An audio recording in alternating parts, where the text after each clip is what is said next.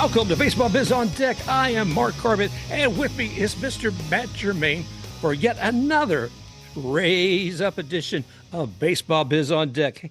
How you doing today, Matt?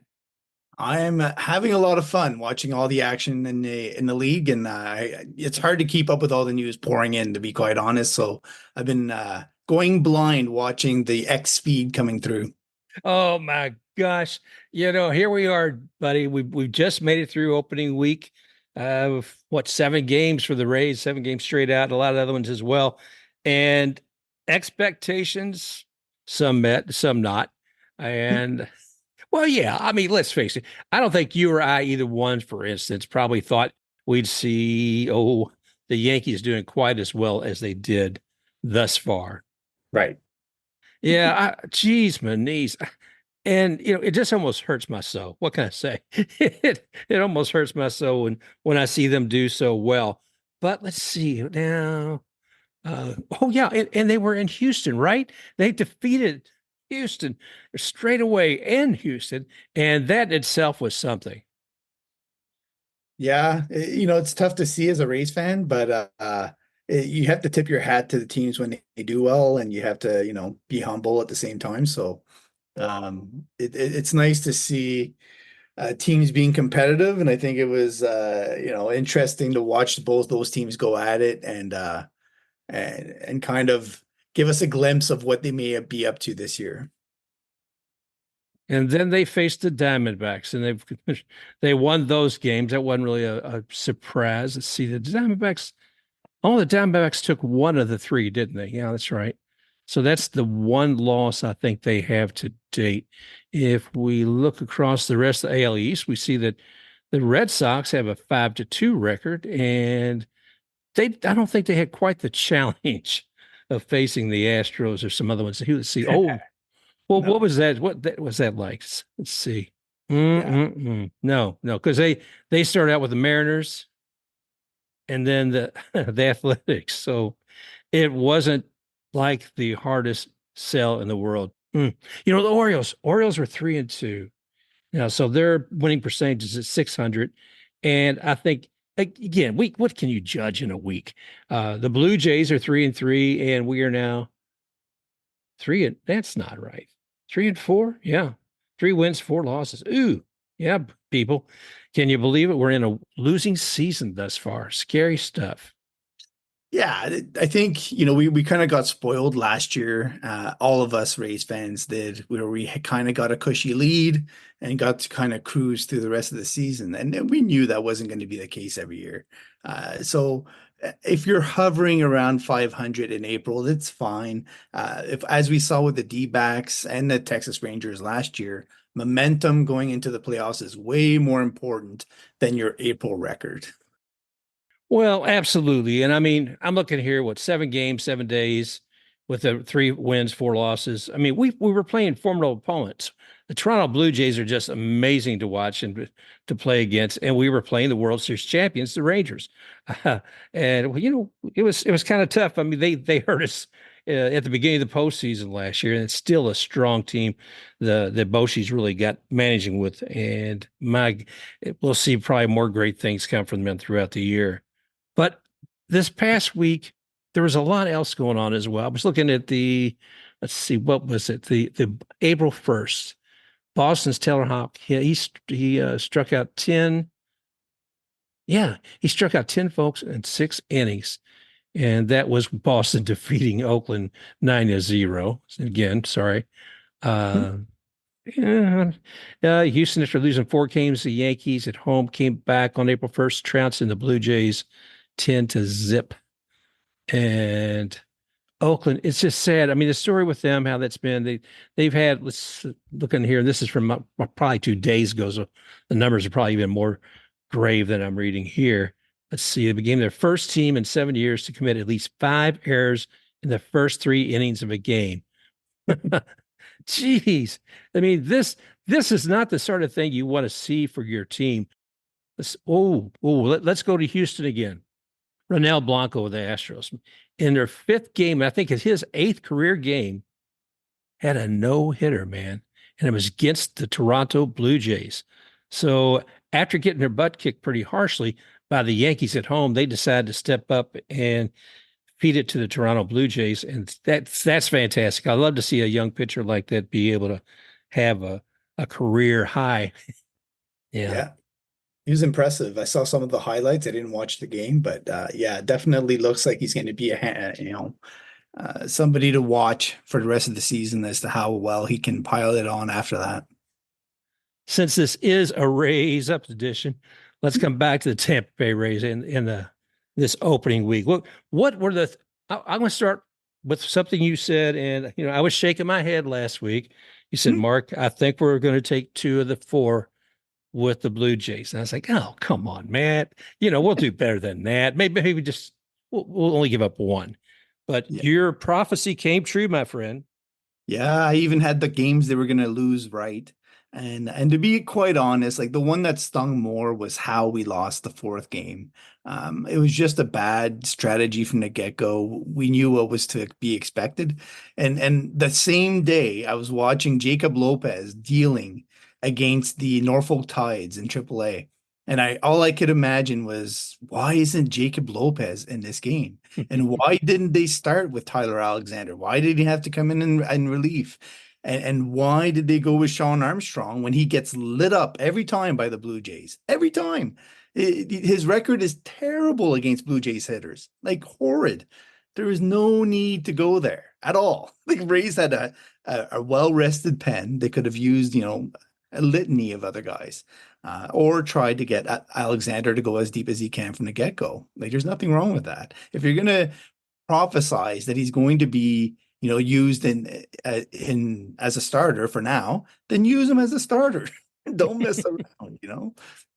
I don't know. It was frustrating, but yeah, the prophecy came true, and I had a feeling that the Rays, especially with the litany of guys they have coming in, that they have to sort of work through and get the kinks out of, and I knew Zach Eflin kind of didn't have the strongest of springs. He was still sharpening his tools when we came out of spring. So I said, yeah, he might have a bit of a tough time. Kevin Cash did leave him in too long. And I can't believe he didn't have anybody warming up when he was going through the 6th inning.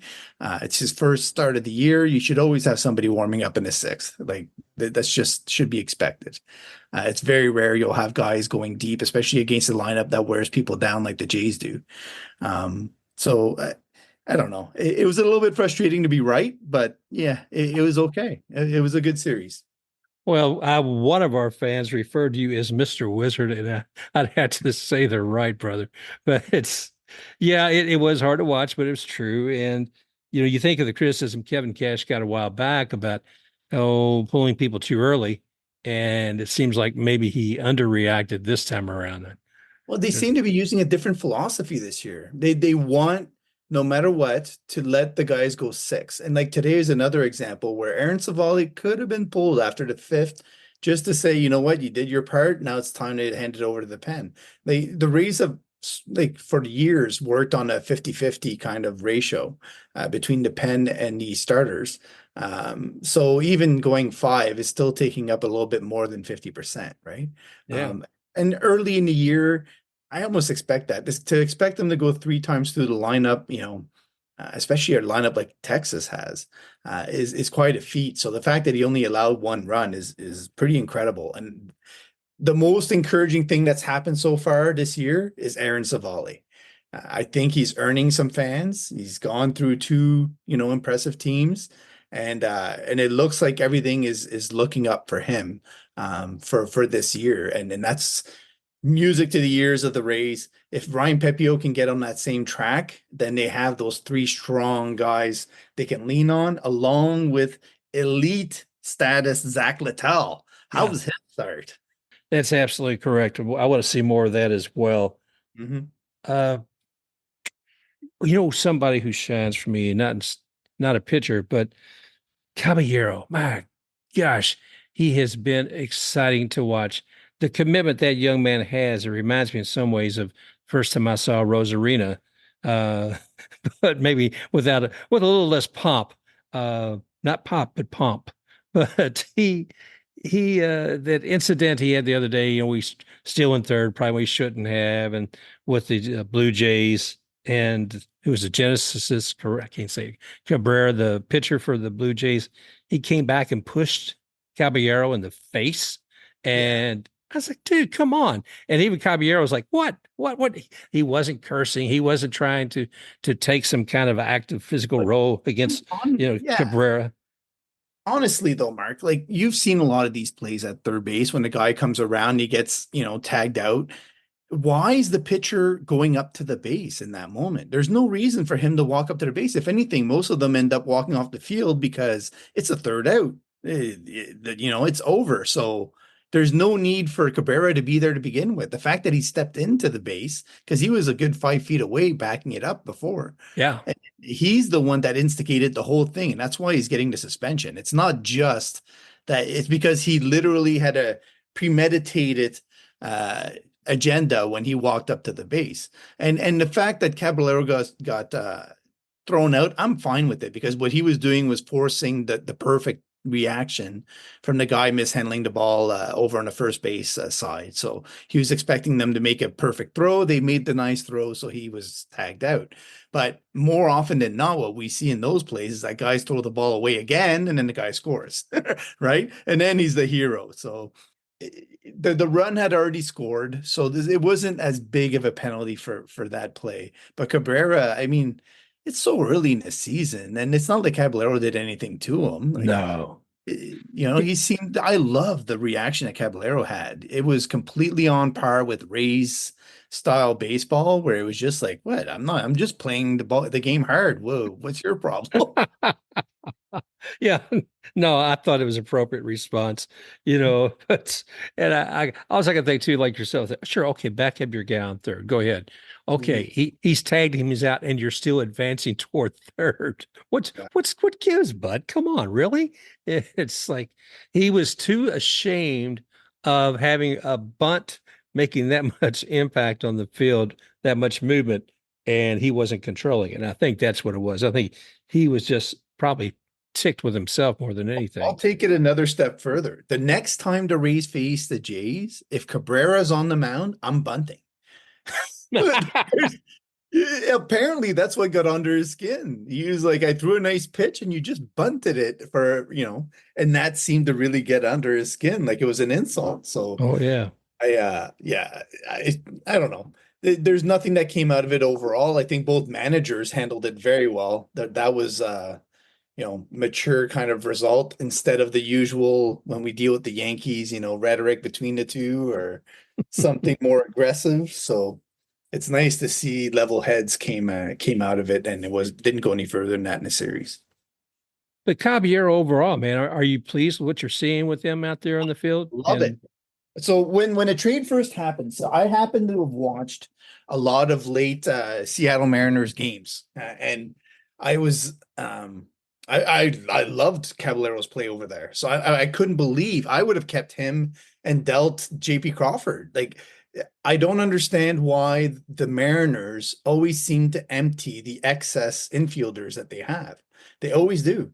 And it's a flaw of theirs because first of all, guys get hurt. And second of all, like that's where you end up getting the most value out of players because you can easily shift them out to the outfield. So there's a couple of defensive plays where he seems like he's speeding things up too much and he's a little bit ahead of himself. But overall, the energy, the speed, the tenacity, the at-bats, everything has been really, really, really solid. And it's promising because they're going to need him to be there probably at least through June. And then what I like is that his utility kind of ability should translate really well to what the Rays need at that point. Whether or not he's able to do a lot of damage against right-handers, we'll know that by then, and then they can decide what they want to do with him. So I think it's great to have the options and to have brought him aboard. Way more value than what Luke Raley would have had, although we do need a left-handed bat now more than anything. well, and that's a good point you made also about Seattle not, I guess, paying enough attention to the depth of their infield. Mhm. God knows I'm glad that the Rays have because Jonathan Aranda, Josh Lowe, Oh man. now Brandon Lau. And I just go down this list and I'm shaking my head and I'm thinking, oh my, what are we going to do? But folks that you've been talking about for a couple of years. I mean, whether it be Junior or Curtis or Jonathan Aranda, they've all come up, and thank goodness we've had those guys there and others that we brought on because heaven knows we've needed them, man, with all these injuries. Yeah, and I think sometimes Rays fans forget how many infielders we dealt away. So right now you've got Miles Mastroboni in with the Cubs. You've got Alika Williams with the Pirates. You've got Brett Wisely with the San Francisco Giants. You got Vidal Brujan and Tristan Gray with the Miami Marlins. So overall, they've been spreading the wealth when it comes to infielders as well. They're not hogging it all for themselves.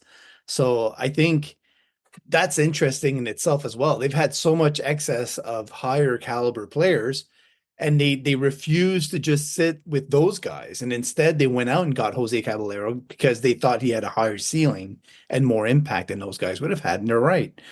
You can see it with the play so far. And it has to make for a hungry atmosphere, very competitive atmosphere for those young guys coming up, through the farm system with the Rays, because they want to be able to stay there. They don't want to be sent down to Durham. They want to be here and at the Trop. I mean, I get that. And I think, they're probably going to get better performance from them. I hate to say that it's a bit of a squeeze, but I think that probably does draw even more of a competitive nature out of each one of those players. Mm-hmm. Absolutely. You play on a winning team or a competitive team, and you definitely want to be one of those guys that adds to that and that, chips in. So I think there's a lot of interest around the league and players wanting to play for Tampa, and that's very interesting in itself. Let's take a peek here, my friend. Let's jump back out to the MLB for a few moments too. Looking at some of the other pieces where we're talking about some activities going on. One note I meant to mention earlier was Bryce Harper. He had been 0 for 11 in his first 4 games of the season. And then the other night, he hit 3 home runs against the Reds in Cincinnati. So that must have been an exciting night for him. Let's Whenever see. I watch Bryce Harper have success, I'm always wondering why Mike Trout didn't join the Phillies when he was a free agent. Why would you stay with the Angels franchise, which is so, I mean, they're doing well early this year, to be quite honest. Like they're actually getting some wins, but I don't see it lasting, through the year. I just think, with the Phillies, he would have been a lot of fun to watch hitting behind Bryce Harper. Yeah, it just doesn't seem right that he's still there. Ohtani was there, he was there, and nothing really happened to the extent you thought it would. Mhm. And I wish he went elsewhere also. Here's an interesting thing though. Getting back to the Rays, they've got a day off, Mhm. and then they're off to the Rockies, Yep, then to the Angels. that's right. Now with the Rockies, there's an elevation level that things are done a little different there than just about any other ballpark. They actually put their balls in a humidifier or humidor, excuse me, humidor, like the cigars, Yep. and have to keep them at a certain level. Because what's always interesting to me, and you hear it from some of the pitchers, they talk about their spin rate.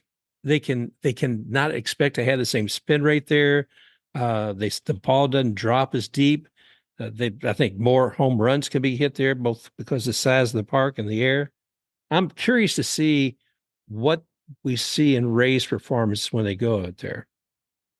Yeah, the first guy they're going to see from the Rockies is Austin Gomberg, and he can, he can throw, but he hasn't really put it all together yet. So, and part of it might be because of where he pitches.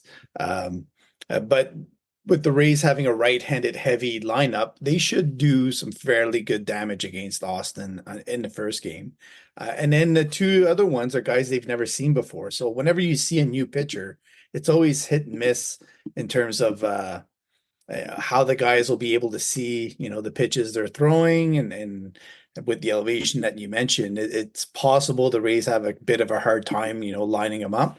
But I think they should have a decent series overall. The trickiest part is for the pitchers. So the Rays, thankfully, will have some pretty good, pitchers lined up. So they'll have Zach Littell, which that's just going to elevate his stuff, I think.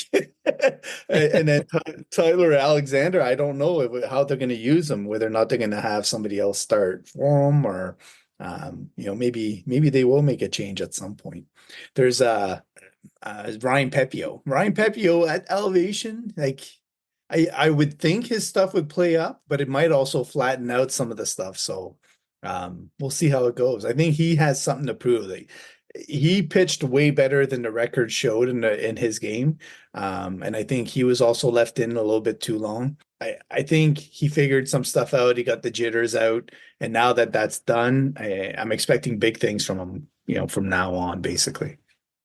Well, and he knows when the first time he took that mound, people are going to say, well, why isn't that Glass now? Shouldn't Glass now be there? Is this guy going to be better than Glass now? I could just hear the rumblings, from fans out there. When Pepiot didn't do as well as everybody had hoped in that first outing, I'm sure he did feel a little bit of the pressure. But fans, you're going to be a little bit more patient with this guy. So Absolutely. Yeah. From the second inning on, you could see it was just a completely different pitcher. And so you have to give him a little bit of leeway. And I think the stuff proved to work effectively. It was just a matter of commanding it. And once he got that sorted out, it was fine. He's going to be, in my eyes, once they finish the product, he's going to be like Zach Eflin with more velocity, basically.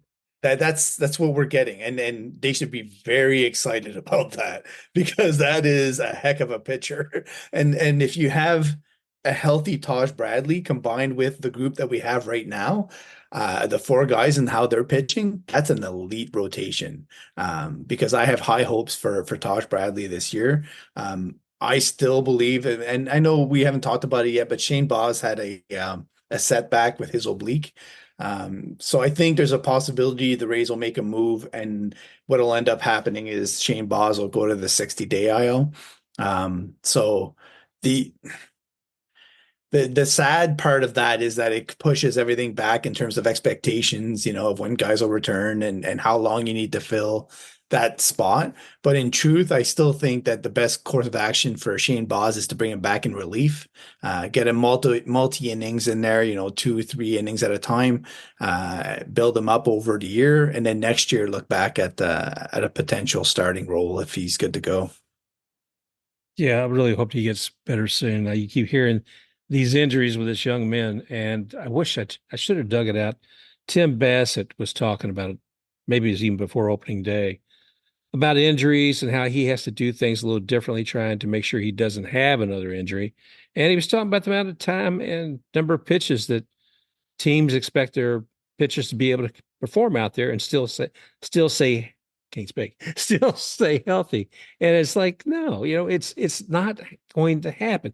There was uh, an athletic trainer a couple of years ago I spoke with, and I'm not going to name him because I just thought it was wrong. And this particular person was saying, yes, well, this is just part of the game. I said, well, what can you do as somebody who's trying to help them manage their health? Well, you just realize these things are going to happen. And I'm thinking, well, that doesn't necessarily have to be.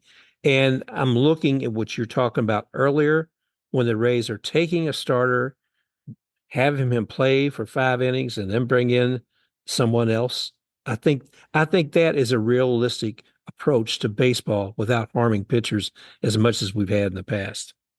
I think we need to look to Japan and also to what we do in the minors right now. So we don't need to have baseball on Mondays. And I know that's going to be controversial, but we don't. And we need more marketing time in Major League Baseball, because right now it's such a marathon and it's such a no chance to take a deep breath kind of sport that the American public has a hard time digesting what's happened and knowing where things are headed afterwards and getting that kind of anticipation built. So to me, where baseball needs to go is to a 6-man rotation on most teams, and where you have a designated guy for a day. So Tyler Glasnow would be your Sunday starter, or whatever it may be. And that can obviously change when it needs to. But to me, the key to keeping guys healthier, and it's ridiculous the amount of injuries that we have pitching wise, and the careers that are being shortened as a result, right? Is to have the 6 day. And so if you have extra velocity that you're asking from them, then they need to have that extra rest, basically. And we have to stop thinking of pitchers with 20 wins being glorified. Wins are a team statistic. They are not a pitching statistic. There are a million things that happen on a baseball field other than the guy throwing the ball that need to happen. So the win goes to the team. It does not go to the pitcher, in my opinion. So get rid of that. Get rid of the mindset of guys making 32 starts in a year, which is ridiculous when you're asking them to throw the velocity that they're throwing. Go to a 6-man rotation, take Mondays off, and guys should be healthier as a result. And now you're also simplifying the travel arrangements that you have to make as a result as well. So I just think it's a win-win-win situation for baseball now to do that. And I've done the math on it. Especially if you don't want to start the season too ridiculously early and end it too ridiculously late, you're probably going to have to shorten the season to about 150 to 155 games. And I know Anthony Rendon took a lot of flack for mentioning as much. So I'm not thrilled about that. And if there's a way to stop it from happening, great. I'm all for it. But if it means that we're going to get the healthiest pitching and elite guys to stay on the field longer, like right now, how old is Shane McClanahan? And he's already had 2 surgeries. So how Yeah. long is he going to keep pitching? Nate Eovaldi is an example of a guy that reinvented himself to try to stay healthy after those 2 surgeries. So it's possible, but there's no guarantees with it. You could just as easily end up being a third surgery guy like Drew Rasmussen, and then your whole career is kind of, teeter-tottering. So I just think it's something that baseball is aiming towards, and that's why they've put it in the minors. That's how the minors work, and they're kind of testing it out and seeing it. And just the travel arrangements alone would save them like so much money if they could actually make it 6 games all to one team at a time. Like imagine you play a home and home series with the Yankees, right? Where the first series is 6 games in New York, and the next series is 6 games in Tampa, right? Or St. Pete. So it would be kind of intriguing to see. It would simplify a lot of things and force the players to actually see the entire rotation, which would be 6 men in that case, instead of having to jump around the way they do now. Now, I don't know how they would be digested by the players. The MLBPA would probably have a lot to say about it, but I think for a good portion of them, the same guys that are saying, "Oh, he left me in there for too long," uh, would probably be fine with having the extra rest so that they can actually go deeper into games, which is something else baseball is trying to solve, and this might do it. That's a very good point. And you talk about Nate Eovaldi and some of the other folks. Talk about Nate Eovaldi. And for what? Today, he pitched 102 pitches in 7 innings. Now, I trust Nate Eovaldi is going to take care of his body. He's had some trouble in the past. And a recent interview, he was saying he's learned from each time he's had to go out and have surgery about what he can and can't do. But that's him. He is ultra unique.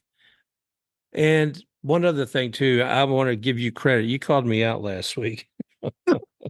you Right. you called Matt. Yes, Matt, you called me out and you said, Mark, winning is not the statistic you should use with pitchers. Because I was saying, well, Jose Barrios with the Toronto Blue Jays, he's had X number of losses and only a few wins.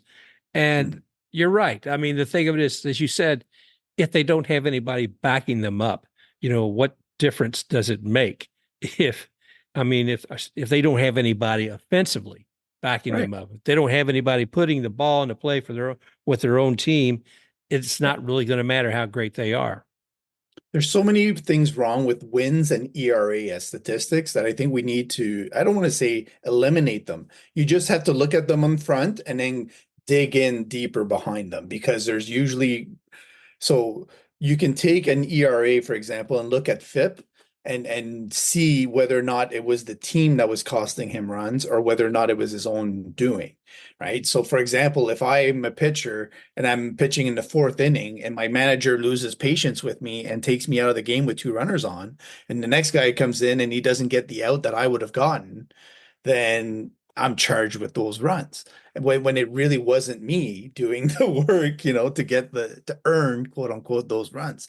If somebody makes an error and forces me to throw extra pitches in an inning, that now I'm tired, I'm laboring, and so my performance is lacking because of the team behind me, then that has an impact on everything else. And it's the same thing with wins. I think from the get-go, I don't understand still why we're assigning wins to a pitcher. So you've got 9 guys on the field, however many end up pinch hitting or coming in later in the game. You've got relievers, you've got managers, you've got all those things happening, millions of different things, little things you got to think about and do, including the catcher calling the game most times.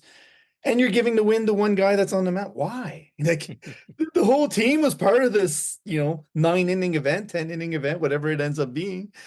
So why was it ever assigned to the pitcher to begin with? I don't understand it. It's a foreign concept to me. It's a team sport. It's a team effort. The team gets the win. I don't go to a hockey game and assign the win to the goaltender, right?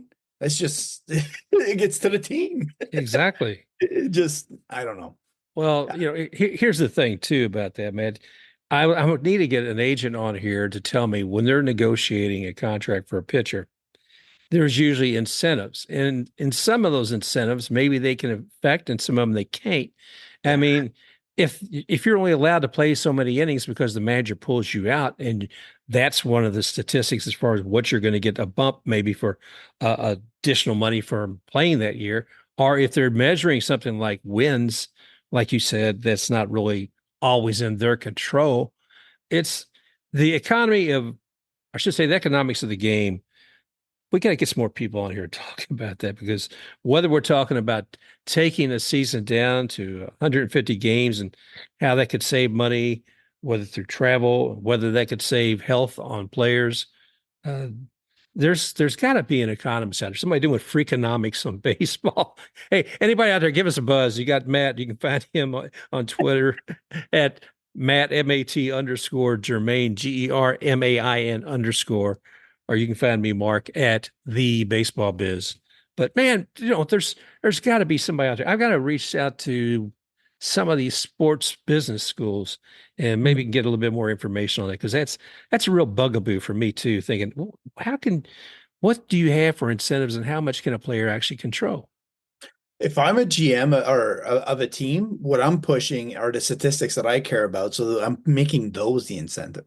So for example, if I have, I'm signing Shane McClanahan to an extension for, just for, I know he signed a minor one recently with the Rays, but let's say I'm looking at a 5-year deal.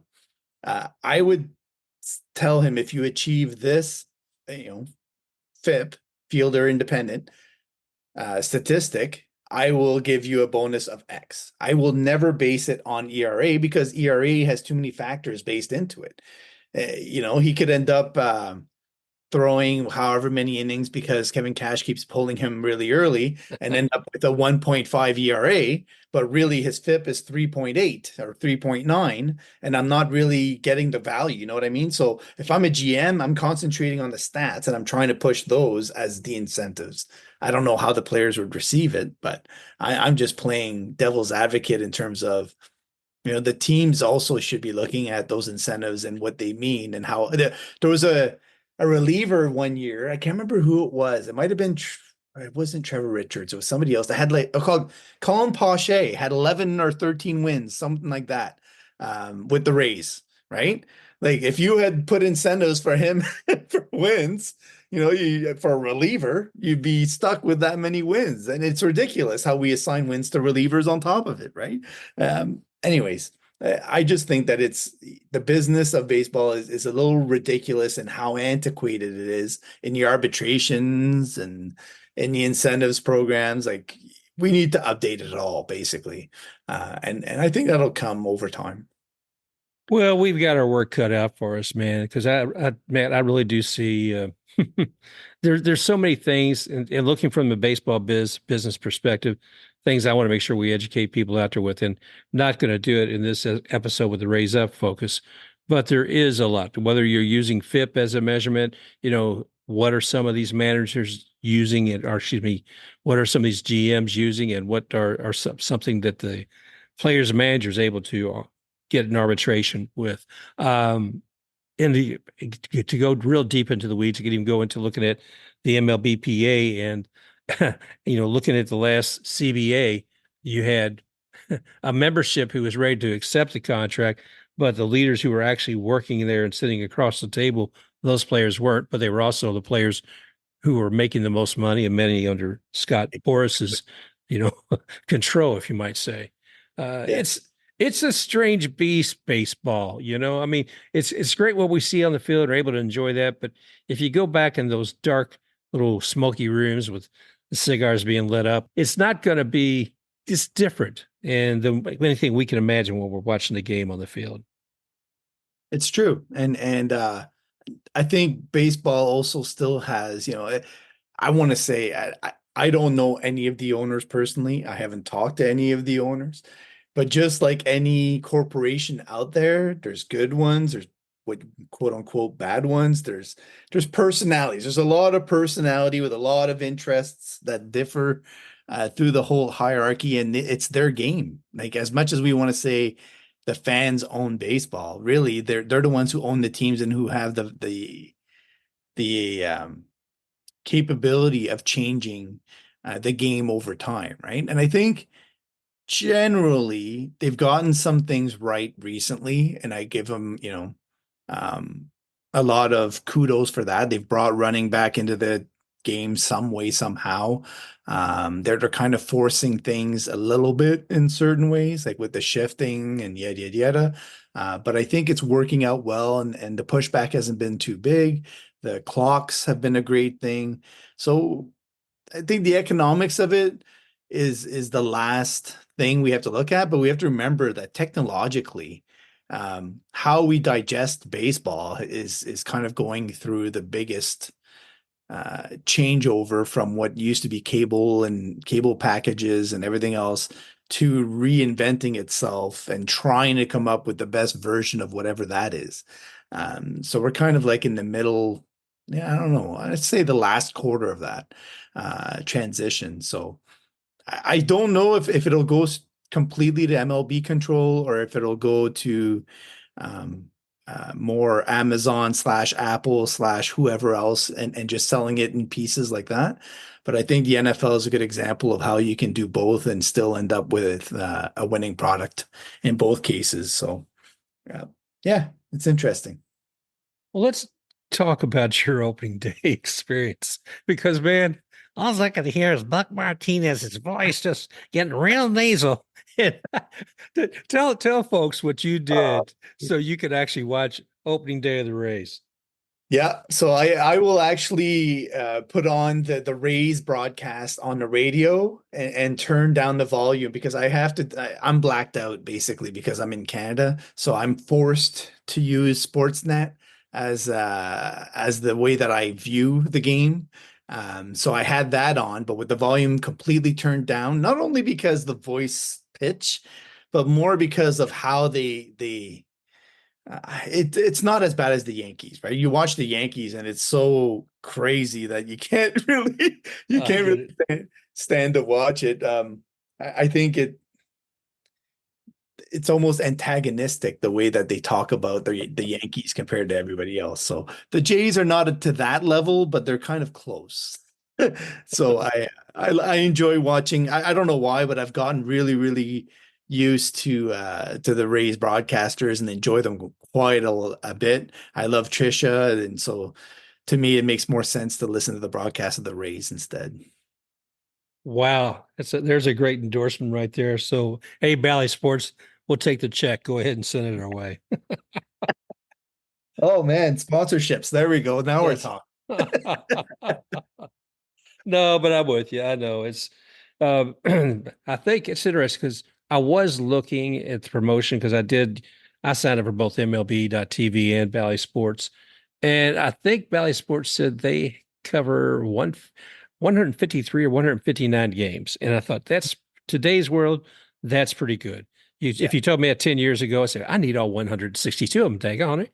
But with all the streaming services and all the other things, that ain't a bad number. Yeah, the frustrating part is when I do MLB TV as well, and because of that, I'm never blacked out with the Rays, and other than when they play the Jays. So to me, that's kind of a great angle to it, except for they always black us out for the playoffs. And so I always get a refund at the end of the year for 30 bucks. Oh, But I have to write the letter, yada yada yada, and go through the process. But it's just so ridiculous. Like if you pay for a package, you should get the whole year, including the playoffs. It doesn't make any sense. I want to see the whole movie, guys. Come on. Yeah. Don't kick me out in the last 10 minutes. I want to know what's going on. That's crazy. Jeez, my knees. Oh boy. Well, I'm glad we got baseball back. I know it's the first week and it's going to be exciting. When we were playing a couple of really great teams between Toronto and the Rangers, and it was some exciting baseball. I mean, you look at who's out there, your competition, and some really great players to be facing against. The And, youth is so exciting right now. Like we just saw one, White Langford. I watch him play at and the way that he stands at the plate and how hard he plays, and you almost get the sense that he's going to be a Hall of Famer by the time it's done because it just looks so natural to him. Like he just there's something that exudes out of the body. Same thing with Jackson Churio with the Brewers and Bobby Witt Jr. with the Royals. You get that kind of sense of elite status. If they stay healthy and they have long, successful careers, you're just like the game's in great hands. And there's talents on each team, it seems like that are coming through. How about the Pirates this year? Right? wow. They finally get some guys back and healthy, and all of a sudden their team is taking off. They have a good veteran presence. I love seeing new teams have success. To me, that's always encouraging as well, instead of the same old guard. So I love the way the game is going right now, and that's part of the exciting part of April is you find some new names to kind of follow where you're like, oh man, look at this guy. Where did he come from? And we might see one or two in Colorado. Tovar, their shortstop, is quite a player, and he opened some eyes last year, but they have a few other ones that are coming, which will be fun to watch. So we'll see how the series ends up. But I like, right now I was watching before we talked, I was watching the Durham Bulls play, and we got to see Joe Rock on the Ooh. mound for the first time for them. And you get a sense that he's not far from MLB ready, basically. And the Rays kind of, gave up a lot with Greg Jones. He's going to be in Colorado. I don't think we'll see him in the series. You could. I think he's on the 40 man. The spring and then April and May is all for young people and getting the minor leagues chugging again and the young guys in MLB opening eyes and getting people excited again. And then once they start going to the games, people will see those talents and it really sells the game. To me, that's the excitement because everybody's in it, right? Nobody's out in Yeah. April other than you can name maybe two teams that are not having success. And I predicted the Marlins. I mean, they lost three huge starters, and people were asking me like, "What? The Marlins are going to be that bad?" I said, "Have you seen their lineup?" Yeah. Like I still want the Rays to go and get Luis Reyes from them because I think him and Yandy Diaz at the top of the Rays lineup would drive pitchers nuts Oh across the gosh. league. Um, but I don't know what the price would be. Like they gave up Pablo Lopez. They're going to want something significant for him. But I think the Rays are in a position to make that deal happen. They know Peter Bendix well. So, but other than them and the A's, all the teams are in it. They all have young, exciting guys, except for the A's who sent theirs down for no good reason. Hmm. And yeah, so I'm loving baseball right now. I just, like I said, I can look through my Twitter feed or X feed and end up like spending a half hour on there, no problem, just figuring out, oh man, look at this. Oh, a whole bunch of information coming through that you're like your curiosity peaks and you're digging into it. So it's a great time for baseball. It is indeed. It is indeed, Matt. Matt, I do, before we finish up here in a bit, I did want you to take us to a special place for the X-rays when we take a peek at what's going on out there in the world. And you had a tweet or a post, whatever you want to call it, on X these days. about something going on out there in Milwaukee. You want to tell us about that? Yeah, well, the Twins were facing off against Milwaukee, and it's always nice to see, the names that you've grown accustomed to seeing for years and you kind of covered for a long time. And so Manuel Margot was at the plate and he ended up getting or hitting into a double play. And Willie Adames threw the ball to Jake Bauers. And that whole play was just basically the most X-rays moment you could you could imagine in that game. And it was a lot of fun to watch because you kind of figure, in the background, these guys are kind of smirking and talking to each other after the game or before the game. And especially with Manuel Margot and Willie Adames having, uh, kind of that Latin American connection. So I think it was a lot of fun to see. And I like to see the guys having success. Willie Adames always has a smile on his face, and Jake Bauers has found a new home with the Brewers, and they're both doing well. So it's great to see. Yeah, I was glad when you shared that because once I knew that Margot was gone, but I hadn't paid enough attention to realize he was with the Twins. And Byers, I remember being with the Yankees and, oh my gosh, he's at first base with the Brewers. It's like, wow. Wow. No, that's the nice thing. We enjoy our Rays, we enjoy the players on them, but we also know if we're around long enough, we get to see them play somewhere else as well. Yep. And all right, brother. Well, you have any parting thoughts you'd like to make sure we share with our folks out there? Minor league season is going to be fully underway. That means all levels. Right now, it's only AAA, but low A, high A, and double A kick off on Friday. So if you have some extra time, and there's always usually a game on at any time of day past 1, once you have all the leagues chugging. So, get on there and watch some of the prospects because you get to know a lot more about the players once they arrive than you would otherwise know. And it's interesting. It's fun to see where they came from. Oh, absolutely. And I think I've said before, it's interesting living here in the Tampa Bay area because you got so many of the spring training fields where you'll find the single A teams. And whether it be at the George Steinbrenner Stadium, we watch the Tampa Tarpons, the Yankees affiliate, or be over in Dunedin, see the Blue Jays. I mean, it's just such a great deal to see those. And of course, going all the way up to AAA and Durham. I mean, it's exciting. There's one other thing I talk about from living in the Tampa Bay, Florida area. You mentioned Langford a moment ago. He's also a Florida boy. It's like, I guess if you live in a if you live in a state that has sunshine virtually all the time, or certainly decent temperature, you're going to be able to develop a lot of good talent in baseball. And he's just one more who we can look at to the future as well. Maybe he'll be a Ray before you know it. Who knows? I have a feeling Texas will lock him up long term pretty soon. I'd be surprised if their agent's not getting the information right now, because if they push him as quick as they did, that agent is going to ching. Too true. All right. Well, this is Mark Carbett talking with Mr. Matt Germain. Matt's, of course, at Matt, MAT_Germain, GERMAIN_. And that's at Matt_Germain_ on X and Twitter. Follow him. I do. He's always got some good sense about what's happening with the game and certainly with the Rays, whether it be all the way from single A to all the way up to the major league. Matt, thanks again, brother, for being here. Not a problem. And then hopefully we have a better week next week to talk about. Amen, brother. Okay, thanks again, everybody, for joining us here today, and we look forward to talking with you again real soon.